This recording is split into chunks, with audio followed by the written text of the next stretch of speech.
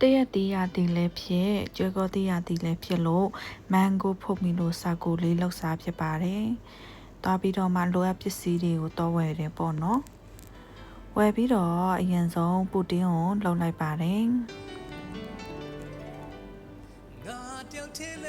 ပူတင်းကိုလည်းကိုယ်တိုင်ပဲလှုပ်လိုက်တယ်ပေါ့နော်။ပူတင်းလေးရသွားပြီဆိုလို့ရှိရင်တာကူကိုဂျိုလိုက်ပါတယ်။တာကူဂျိုပြီးတော့မှအေးခံလိုက်တယ်ပေါ့နော်။ပြီးရင်အုံတို့ကြိုတယ်တရက်ဒီမာတဲ့ဟာလေးတွေကိုအစိတ်စိတ်လေးတွေလေးရပေါ့နော်ပြီးလို့ရှိရင်နည်းနည်းပြော့တဲ့ဟာကို blend လုပ်မယ်ပေါ့နော်blend လုပ်တဲ့ထဲကိုနွားနို့ရယ်ခုနကကြိုထားတဲ့အုံနို့ရယ်တကြားအနှဲငယ်ရယ်ထည့်ပြီးတော့မှ blend လုပ်လိုက်ပါတယ်ဒါလေးကတော့ရလာတဲ့မန်ဂိုအနက်လေးပေါ့နော်